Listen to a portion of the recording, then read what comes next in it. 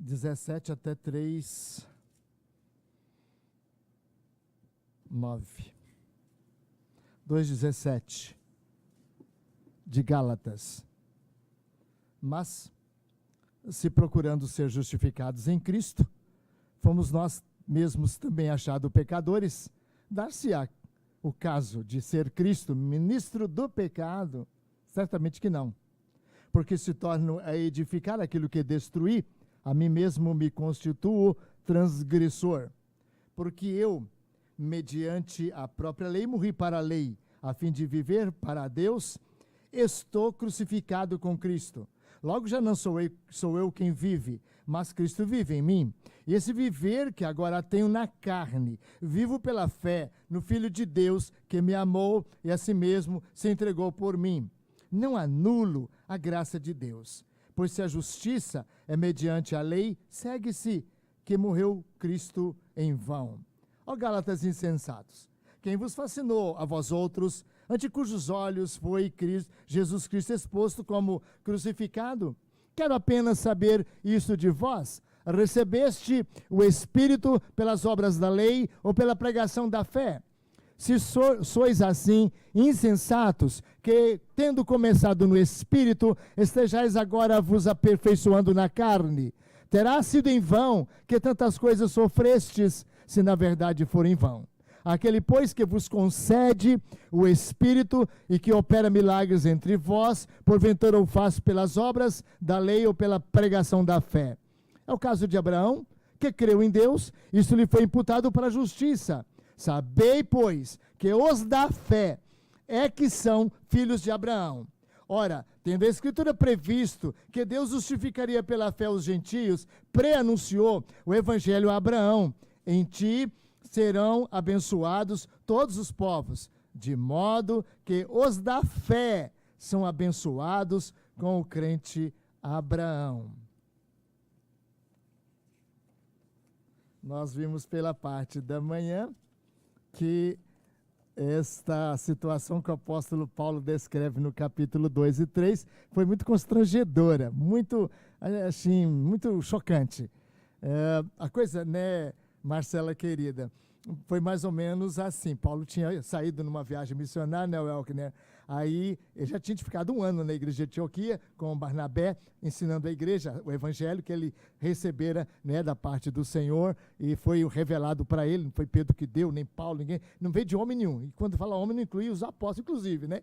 Então ele agora ensinou com Barnabé o evangelho, e depois eles foram para a campanha missionária. Quando voltaram, aí, no capítulo 15, surge um problema que vem um grupo lá de Jerusalém e chega lá e fala: olha, Tiago mandou falar conosco aqui que vocês já aceitaram Jesus, né? É, ótimo. Só tem uma coisa, tem que circuncidar todo mundo aqui se alguém quiser ser salvo. Aí Paulo falou: não está bem assim. Paulo ficou assim. Mas o que aconteceu, Rafael, que Barnabé e Pedro, o apóstolo Pedro, que estavam, né, lá, ficaram assim meio em cima do muro, né? Ainda mais Pedro. Pedro foi pior ainda, que Pedro, antes de chegar a esse grupo, lá, vindo de Jerusalém, ele estava indo na casa dos crentes, comendo com os crentes gentios, o que o judeu não pode fazer. É proibido o judeu fazer isso. Mas o apóstolo Pedro estava comendo. Quando chegou, Lucélia, lá de Jerusalém, aquele grupo falso, mentiroso, porque era um grupo falso, não tinha ouvido nada, Tiago não tinha mandado nada daquilo não, mas eles chegaram falando aquilo. Aí o que aconteceu? Pedro afastou-se de comer com os gentios e não quis comer com os gentios. E Barnabé ficou em cima do muro. Barnabé estava querendo acompanhar Pedro. Aí Paulo disse assim: olha, eu chamei Pedro e falei tete a tete com ele, mesmo com ele: olha, sendo tu judeu, vive como gentio, por que queres obrigar agora os gentios a fazer como os judeus, a circuncidar e guardar a lei? E aí Pedro foi repreendido pelo apóstolo Paulo, não é? E aí essa situação meio constrangedora, Paulo explica, e em seguida Paulo vai dizer o seguinte, que ele estava sendo caluniado lá pelos falsos mestres, que agora estavam espalhados pela região da Galácia. Aquilo tinha sido em Antioquia, Dimas, mas aquela maldição, aquela doutrina, aquela praga de doutrina errada, espalhou para toda a Ásia Menor, ao redor de Antioquia. E aí Veja só, Mara, ele agora está sendo acusado, Kemily, de ser agora alguém que ensinando a doutrina da salvação pela fé somente, que você é salva somente pela fé. Aí, Liana, ele ensinando isso, acusaram ele de ser ministro, juntamente com Jesus e de Cristo, ministro do pecado. Ou seja, falando do jeito que você está falando aí, entende? Você está incentivando as pessoas a pecar, porque afinal de contas adianta ser bom, adianta ser santo, adianta ser crente, a gente não salva. Se isso não salva a gente, o que adianta? É Cristo ministro do pecado, é o que está falando aqui. Ou seja, na verdade, então, Cristo solta você. Ele salva você, Miriam, pela fé. Você é salvo pela fé. Se é pela fé, então não tem que fazer nada. Aí Paulo fala, alto lá. Não é assim não, de maneira nenhuma. Cristo não é ministro do pecado. Aí ele vai dizer o que eu li para vocês. Ele fala, mas se procurando ser justificado em Cristo, nós somos achados pecadores, dá-se ao caso de ser Cristo ministro do pecado? Certo que não. Aí vai dizer, porque se eu torno a edificar aquilo que destruí, a mim mesmo constituo transgressor. Ou seja, nesse aspecto, André, é o seguinte, olha, Jesus me salvou, que Paulo falando assim, Cristo me salvou. Mas me salvou do quê, André? Do que, Antônio Filho? Do que, menino precioso chamado Arthur? Do que Jesus me salvou? Me salvou do pecado, concorda? Me salvou da ira de Deus. Me salvou daquilo que desagrada meu Pai Celestial. Agora, se Jesus me salvou assim, eu então vou voltar a pecar. Ele falou, de maneira nenhuma, não tem sentido, porque aí eu vou destruir aquilo no qual eu fui construído. Ou seja, eu fui salvo pela graça, mediante a fé, e fui sendo salvo, eu fui salvo por uma vida santa, e agora, portanto, eu não posso ter essa libertinagem, de ter essa vida solta, essa vida sem compromisso, porque na verdade isso é contrário àquilo que aconteceu comigo. Se eu fui regenerado, se eu fui salvo, se eu fui transformado, se eu sou nova criatura, então eu não posso pecar mais. Aliás, eu não devo pecar mais, porque eu vou destruir aquilo que eu acredito.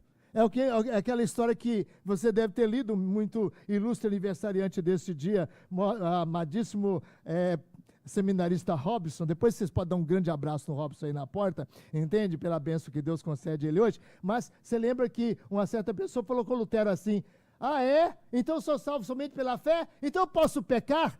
Aí Lutero vai, se você gosta, peca. Se você gosta, você peca. Por que Lutero falou assim? Sabe por quê, Rafaela? Porque, Rafaela, ele podia falar assim, sabe por quê? Porque é o seguinte, olha, você foi transformado por Cristo? Foi.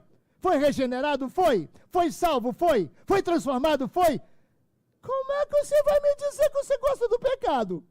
Como é que você tem coragem de dizer que vai desobedecer ao Senhor? A coisa mais perigosa para mim é desagradar meu Salvador. A coisa que mais me ofenderá, que mais me entristecerá, é exatamente ofender o meu Salvador. Então ele fala assim, ué, se você quiser, peca. Lutero não está mandando ele pecar.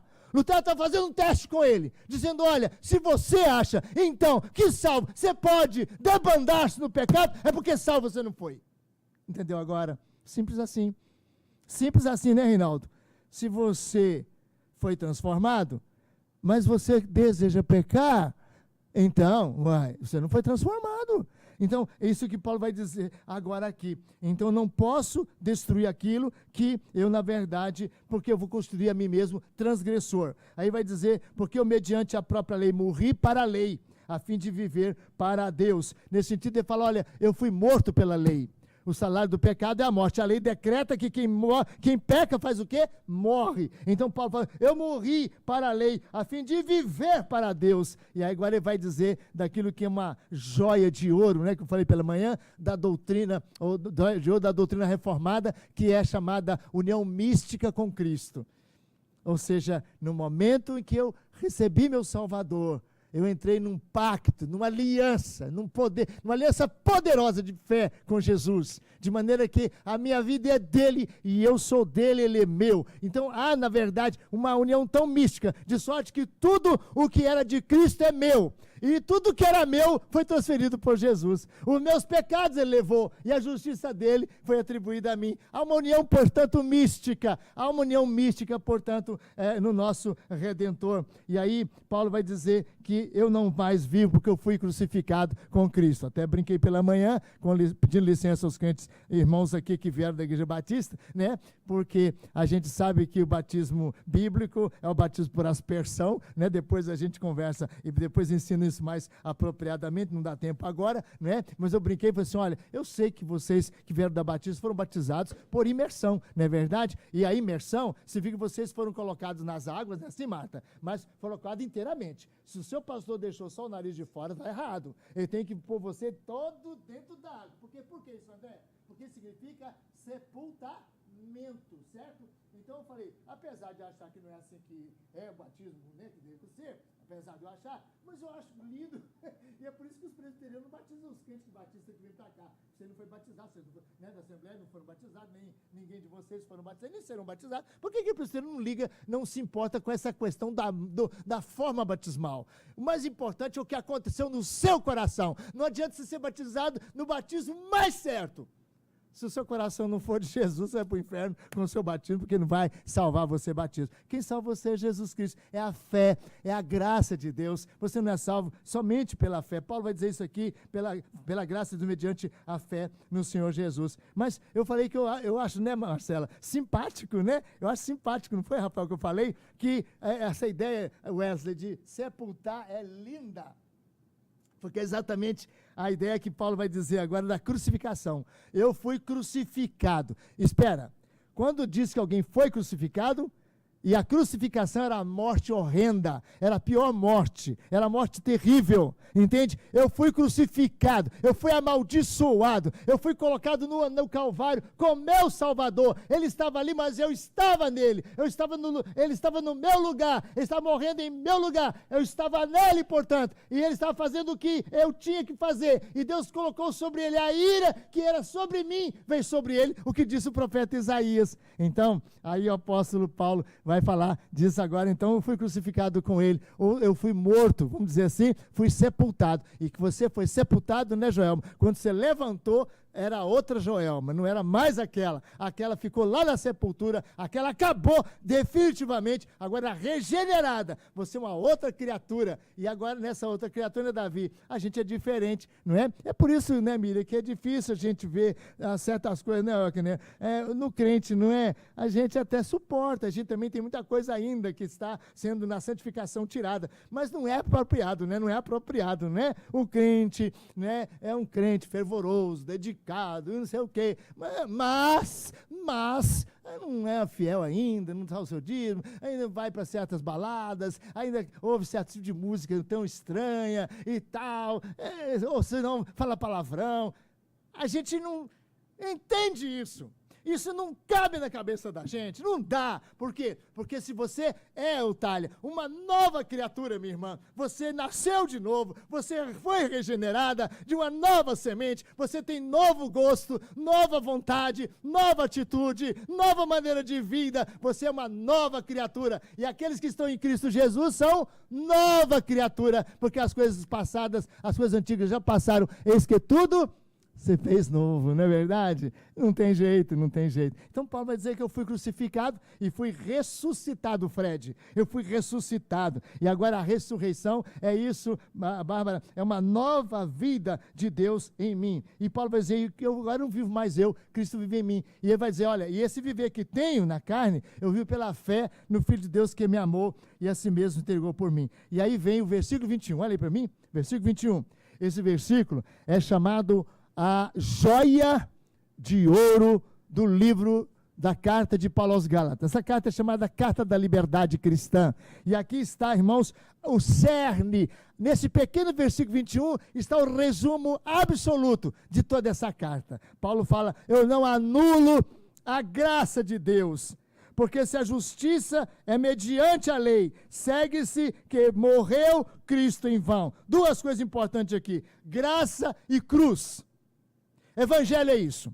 Evangelho é graça. Evangelho é cruz. Só isso. Evangelho não é um menino na manjedoura, como escreveu John Stott. Evangelho não é um jovem carpinteiro, fazendo boas obras, coisa boa, sendo um modelo, exemplo para a humanidade, entende? Evangelho não é, na verdade, um pregador que andou pela Palestina ensinando a pessoa a fazer o outro aquilo que se quer fazer a si mesmo. Evangelho não é isso. Evangelho é aquele que foi colocado no Calvário e que foi por Deus abandonado e que foi a ira de Deus colocada sobre ele e que foi fulminado na cruz, aquele que morreu pelos meus pecados, pela graça de Deus. Eu estava lá, Jesus estava no meu lugar, a graça e a cruz. Isso é, Eliana, o Evangelho. Evangelho é você falar, nós somos pecadores, nós nada merecemos, mas o Senhor Jesus morreu na cruz por nós. Irmãos, é isso que temos que anunciar, é isso que é Evangelho. Evangelho não é nada de um homem ficar bonzinho, um homem ser melhor, não é deixar de beber, não é deixar de fumar, não é deixar de fazer certas coisas, não é de fazer isso ou aquilo, embora se você deixar de fazer, parabéns para você, mas eu digo a você que isso não vai fazer nada por ti, porque a cruz de Cristo é que te salva e a graça de Deus é que salva você. Então Paulo vai dizer, eu não posso fazer, eu não posso, Helenice, eu não posso acrescentar, Mara, nada à obra de Cristo para minha salvação, porque se eu fizer, eu estou anulando. Paulo fala, eu não anulo a graça de Deus. Se eu falar que você tem que receber o batismo com o Espírito Santo, tem que guardar o sábado, se eu falar que você tem que guardar a lei, que você tem que batizar, que você tem que fazer isso, tem que reencarnar, qualquer coisa que eu disser que você tem que fazer para ser salvo, eu estou anulando a graça de Deus. Graça é graça. Graça é graça. Eu te dou, rapaz, esse cenário, porque eu gosto de você, eu te dou esse cenário. Aí você fala, ô pastor, muito obrigado, eu estou tão emocionado, o senhor está me dando esse cenário, eu vou te dar R$1. Você me ofende, porque eu entendo que eu te dei um inário que vale muito mais do que isso. E você está me dando R$1, está diminuindo o meu presente. Ou não está recebendo, porque você não está recebendo, porque dom é dom, dádiva é dádiva, não é compra, não é troca. Mas você me dá, estou tão feliz, o senhor me deu um inário, eu te dou R$200, você me humilha. Porque o inário não vale R$200.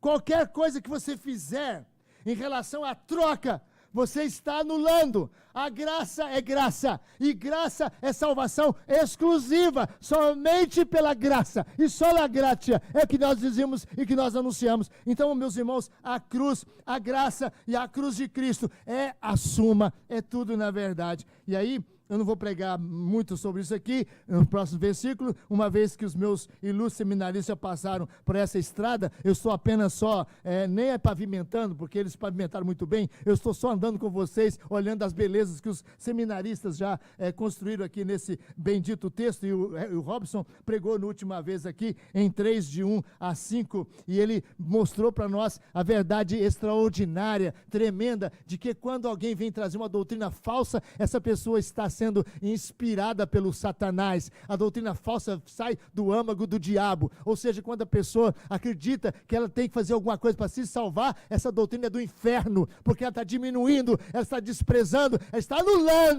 anulando a Jesus Cristo, o nosso Senhor, diminuindo a sua glória, a sua perfeição. Então, se você esperar qualquer coisa fora disso, isso vem de Satanás. Paulo é muito claro aqui, é muito claro que se viesse um anjo do céu, ele falou no primeiro capítulo, e depois ele fala aqui, olha, vocês estão sendo fascinados, enfeitiçados. Feitiço, né, é coisa ligada a feitiçaria, coisa ligada a Satanás. Quem vos enfeitiçou para vocês acreditarem numa doutrina falsa? Então, meus irmãos, quando você liga a televisão, aquelas pessoas falam palavras lindas, não fala? Não fala? Você não fica admirado disso não, porque fala que eles podem transformar em anjo de luz. Tem crente tão meloso, né? Tem uns crentes melosos. Ai, que maravilha. Ai, que lindo. São tão emocionais. A pessoa fala Jesus, oh Jesus. E você fala, ai, que lindo. Calma, peraí.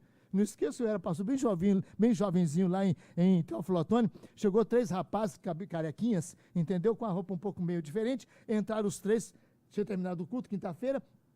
Ajoelharam os 3 ali.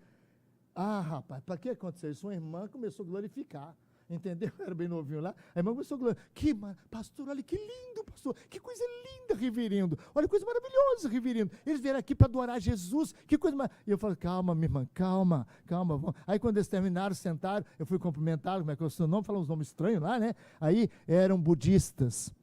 E falaram, nós viemos aqui adorar Buda, que não tem templo budista aqui, a gente veio aqui para adorar Buda. Não é porque está na igreja que virou crente, não é porque fala em Jesus, que é do Senhor. Lá perto da minha casa, lá perto da ex-igreja que eu tinha lá na Sagrada Família, tem o Centro Espírita Servos do Senhor Jesus Cristo. Olha que lindo, que nome, não é? Igreja de Nosso Senhor Jesus Cristo, de quê? Dos santos dos últimos dias. Que nome! Meu Deus, vai ter um nome bonito assim, vai lá na China. Que nome lindo é esse? Igreja de Nosso Senhor Jesus Cristo, dos santos dos últimos dias. Que Jesus Cristo que eles acreditam? Jesus Cristo que é filho de Adão, certo? Que é hoje o Deus do planeta Terra. Adão, aquele Adão lá, que com Eva comeu o fruto proibido, é aquele Adão. Ele é o Deus do planeta Terra. Esse Adão desceu na terra, Deus desceu na terra, viu a Virgem Maria, mulher linda, bonita, coabitou com a Virgem Maria e nasceu Jesus. Blasfêmia da mais fina, da mais demoníaca. Agora vai ver os templos deles, que majestoso. Vai ver as famílias, às vezes tem 3, 4 mulheres também, né? Porque a igreja permite, né? Mas são famílias organizadíssimas, são famílias maravilhosas, entende? Fazem culto doméstico. Gente, Paulo vai dizer agora uma coisa séria, que a doutrina falsa, ela é acompanhada de tudo parece certinho. E o maior problema da nota falsa, né, Joelma? Você que é aí a nossa bancária por excelência, aí, né, menina? A pior coisa da nota falsa é o quê? É que aparece demais com a verdadeira.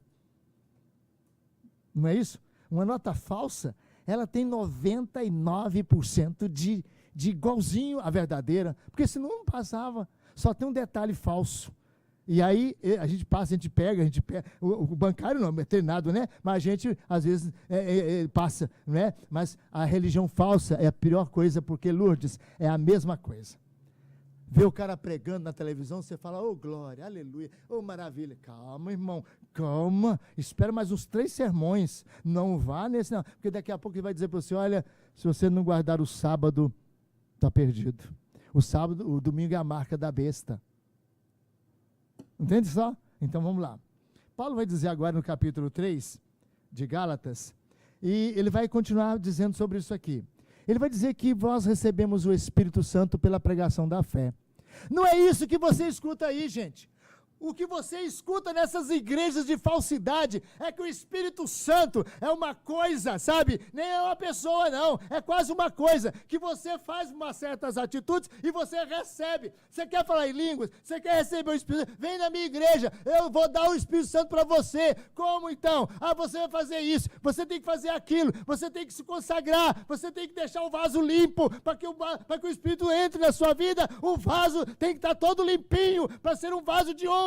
Então o Espírito Santo virá, então você se santifica. Há pouco tempo eu li a Frederico Deli Branner e falou o seguinte, engraçado, o cara falou assim, olha, você quer receber o dom do Espírito Santo, do batismo? Quer? Então o irmão vai jejuar essa semana, o irmão vai arrepender, o irmão vai confessar, o irmão vai se purificar, o irmão vai ficar totalmente limpinho, e aí o Espírito Santo vai vir, André. Aí, André, você que é inteligente, pergunta, mas para que vai vir agora, né?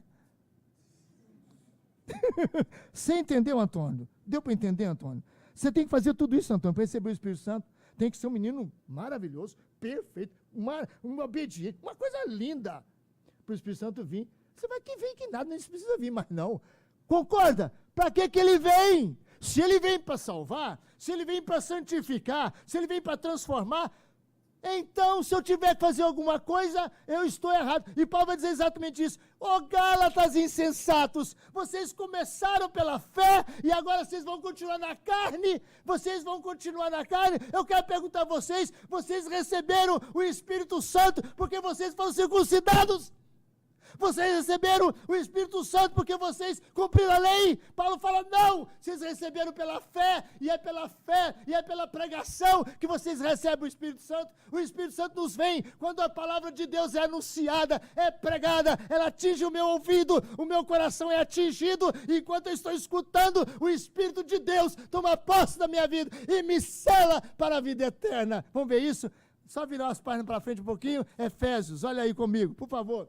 Olha para mim comigo aí, por favor. Olha aí o Elkener, comigo, meu amado irmão. 1,13. Vamos ler juntos? Vamos ler juntos? 1,13. Olha aí, Arthur, 1,13. Em quem também vós, depois, o evangelho da vossa salvação, tendo...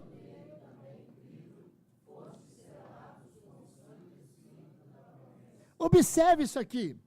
Eu tenho que fazer, Demetrios, presbítero Demetrios, eu tenho que fazer, presbítero Dima, duas coisas, apenas duas coisas, para que eu seja selado com o Espírito Santo da promessa. Eu tenho que fazer nada, na verdade, né? Porque ouvir não é fazer, de certo modo, ouvir é ouvir. Então ele fala, tendo, olha só, acompanha comigo aí, Marcela, menina muito inteligente, olha aí, minha querida irmãzinha, olha aí, em quem também vós, você e vós, depois do quê? Depois do quê? Hein, Rafael? Depois do quê? Depois que ouvistes o quê? A palavra da verdade, o evangelho da vossa salvação. Então a primeira coisa é o quê? Ouvir.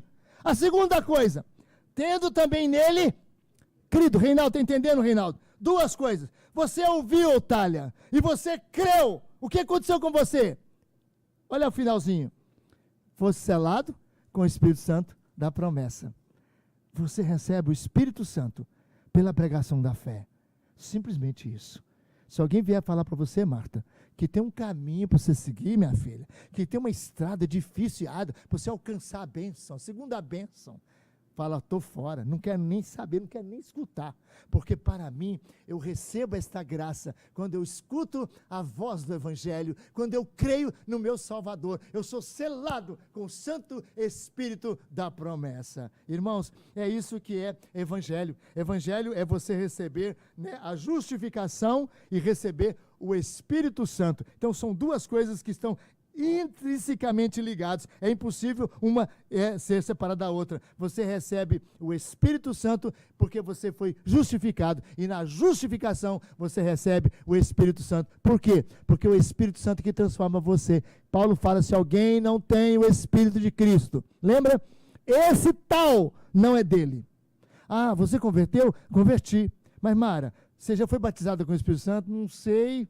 Ah, então você tem que ser batizada. É como se eu converti, mas tem alguma coisa a mais. Esse mais aí, você cai fora. É coisa de acrescentamento, é coisa de acrescentar. Não, eu não tenho que receber mais nada, porque quando eu recebo Jesus, eu recebo tudo, eu recebo o máximo. Eu pergunto a vocês, irmãos queridos, quem é Jesus? E se vocês receberam Jesus, eu lhes pergunto, o que de melhor, o que a mais vocês podem receber, irmãos? Mais do que Jesus? Alan, meu irmão, você conhece alguma coisa mais do que Jesus? Me mostra, eu quero saber. Não tem, não existe. Quem chegou a Jesus, Liana? Quem chegou a Jesus, Fred querido? Quem chegou a Jesus, Nilzete? Chegou, Regina, no topo. Não tem mais para onde subir. Jesus é tudo, Jesus é tudo. É por isso que a gente cantava antigamente, quem tem Jesus tem tudo, e quem não tem Jesus não tem nada. E tem tudo mesmo, mas tudo mesmo. É Jesus, portanto. E Paulo, então, vai dizer uma coisa agora importante, o seguinte, eu quero só terminar com essas duas coisas. Primeiro, que o Evangelho é um só, no Velho e no Novo Testamento. Segundo, que os verdadeiros filhos de Abraão não são aqueles judeus que o Luciano teve o privilégio, né, Luciano, essa semana passada, de estar lá em Jerusalém. Que maravilha, está lá babando de inveja de você, no bom sentido, né? Mas o fato é o seguinte, irmãos preciosos, o fato é o seguinte, é que aqueles que estão lá, eles não são filhos de Abraão na concepção espiritual. Paulo vai dizer aqui, e de uma maneira muito clara, ele fala, é o caso de Abraão que creu em Deus. O que Paulo está dizendo é o caso de Abraão? O caso de Abraão aqui, Guilherme amado, Rangel, o caso de Abraão aqui, Paulo está dizendo, é o mesmo caso de nós e de Abraão. Ele está fazendo essa comparação. É o caso de Abraão. Que caso de Abraão, Paulo? o nosso caso. Nós somos recebidos, nós somos aceitos, nós somos justificados pela fé. E Abraão também foi, é o caso de Abraão. Ou seja, o evangelho que você recebeu é o evangelho que Abraão recebeu, Davi. Davi, o evangelho que você recebeu é o evangelho que Abraão recebeu. Não tem dois evangelhos. Deus não tem dois povos, o judeu e o gentio, não. Deus tem um só povo, um único povo, o povo que é eleito em Jesus Cristo. Aqueles do Velho Testamento que esperavam o Messias e os do Novo que crê no Messias que veio. Nós somos uma única nação, um único povo, um povo que é chamado os filhos de Abraão, mas os filhos de Abraão não da carne, mas do Espírito, mas da fé. E é interessante que Paulo, nesse pequeno texto aqui, ele de 1 até o 9, ele fala em fé 6 vezes a palavra fé, fé, você é filho de Abraão. Então ele vai dizer assim, sabei pois que os da fé é que são filhos de Abraão. Isso aqui, meus irmãos, isso aqui é uma declaração dogmática. João, isso aqui é uma declaração dogmática. Ninguém pode contradizer o que Paulo está falando. Sabei, pois, fiquem cientes, entendam. Paulo está dizendo o seguinte, olha, eu vou declarar uma coisa que tem que ser sabedoria definitiva para vocês. Sabei, é um imperativo. Sabei, pois, que os da fé, ou seja, aqueles que creem em Jesus, é que são filhos de Abraão. Então, estão entendendo agora? Nós somos filhos de Abraão. Muito mais do que aqueles, Joelma, que nascem lá em Jerusalém, da tribo fulano, da tribo ciclana. Há pouco tempo eu descobri que a minha família é da tribo de Benjamim. Os de Figueiredos no Brasil, a família Figueiredo, eu tenho esse nome, não é? Eu sou filho de Abraão, eu sou filho, portanto, de Jacó, da tribo de Benjamim. Os benjamitas que vieram para Portugal tiveram que fugir para o Brasil. Chegando no Brasil, eles não podiam dizer o nome deles judaico. Então eles foram no cartório e registraram de figueira. Figueira é aquela planta de Israel, lembra? A figueira prometida do ano messiânico, do tempo messiânico. Então eles colocaram de Figueiredo. A mesma coisa dos oliveiras também, é o mesmo tipo, oliveiras, figueiredos e outros nomes associados. Mas, ainda que corra, quem sabe um pouquinho só, né? Um restinho só do sangue de Abraão na minha veia, eu não me fio nisso para a minha salvação. A minha salvação é estrita e unicamente na fé do Filho de Deus. Então, essa é a primeira coisa, que nós somos filhos de Abraão pela fé em Jesus Cristo. A segunda coisa é que o Evangelho, eu já disse, o Evangelho é um só. E, finalmente, a bênção, olha só que Paulo fala, ora, versículo 8, tendo a Escritura previsto que Deus justificaria pela fé os gentios, pré-anunciou o Evangelho a Abraão. Em ti serão abençoados todos os povos, de modo que os da fé são abençoados com o crente Abraão. Que bênção é essa? Regina, que bênção é esta, Liana? Que bênção é esta, Miriam? Que bênção a Rendel? Que bênção, Lilian, é esta? Os filhos de Abraão, os crentes, são abençoados com a bênção de Abraão. Mas que bênção de Abraão é essa? Simples, presbítero Demetrios. É só ler o versículo 8. Ora, olha só. Ora, tendo a Escritura previsto que Deus justificaria pela fé os gentios, pré-anunciou o Evangelho a Abraão. O que é o Evangelho? Justificação pela fé. Então, dizendo, em ti serão abençoadas, Marta, todas as nações da terra, todos os povos. Com que bênção, Marta? A bênção da justificação pela fé. Ou seja, nós, os gentios, recebemos a maior bênção de Deus. E sabe qual é a maior bênção de Deus, Rafael? Ser salvo, ir para o céu, ter os perdão dos pecados, dinheiro, posse. Abraão foi rico. Aí eu quero a bênção de Abraão, Senhor, me dá a bênção de Abraão, que era muito rico. Deus pode ter essa bênção. Mas, meu amigo, vai ser uma falácia, vai ser uma decepção, vai ser uma frustração para você, porque a riqueza não nos leva à satisfação espiritual, à glória, a alegria, a paz, a esperança, o amor, a fé, a bênção da esperança da vida eterna. Essa bênção, oh maravilha, tem um crente mais pobre, que é mais rico do que o mais rico da terra. Oh glória ao Senhor, o crente mais pobre neste mundo, ele é mais rico do que todos, porque tem a bênção de Abraão. E a bênção de Abraão, Mara, qual é, minha irmã? A justificação, porque Abraão creu em Deus, e isso lhe foi imputado para a justiça. Então, quando Abraão viu as estrelas do céu, e Deus disse, olha, assim será a tua descendência. Abraão pensou, é doideira, não pode, eu já não tenho mais condição de ter filho, Sara já passou muito tempo de ter filho, não tem mais condição. Mas quando Deus falou assim, olha Abraão, tantas estrelas, assim será a sua descendência. A Bíblia fala, e Abraão creu no Senhor. O Senhor falou, é verdade. Eu creio que o Senhor Jesus haverá de vir. E isso lhe foi, portanto, imputado para a justiça. Foi creditado para ele. Justificação é Deus, portanto, atribuir e entregar a você o que Jesus fez em seu lugar. Essa é a bênção maior. E é engraçado que quando o apóstolo Pedro vai pregar lá aquele sermão lindo, capítulo 3 de Atos, vamos ver lá comigo, para terminar? Atos capítulo 3, olha que coisa maravilhosa, gente, a Bíblia é muito coerente, a palavra de Deus é muito coerente, então não fica aí, hoje em dia, o sionismo, nós não somos contra o sionismo de jeito nenhum, né? Nós glorificamos a Deus pelo povo judeu, porque aquele povo foi o povo usado pelo Senhor para nos trazer riquezas imensuráveis. Glória ao Senhor Jesus pela vida do povo judeu. Eu creio que nós devemos amá-los, promover o bem deles, porque muito devemos ao povo judeu. Mas não ficarmos enfeitiçados, encantados e abobados em ficar pensando em Israel, não sei o quê. Ir lá, maior bênção. Muita bênção, melhor dizendo, maior, meu Deus, perdoe. É uma bênção poder estar lá, conhecer geograficamente, passear por aqueles lugares lá. É glória, é muito bom. Você lê na Bíblia, né? Depois você vai lendo com aquela mente, olhando aqueles lugares, né, Liana? A Liana, então, se de ver, depois pede a ela vai passar para vocês um dos mais lindos arquivos que eu já vi de crente que visitou Israel. Me perdoa dizer, viu, minha ilustre irmã? E nem fique orgulhosa por isso, eu sei que você não ficará, que você não presta também, como eu também não prestamos, né? Então, pela graça de Deus. Mas o fato, irmãos, precioso é esse.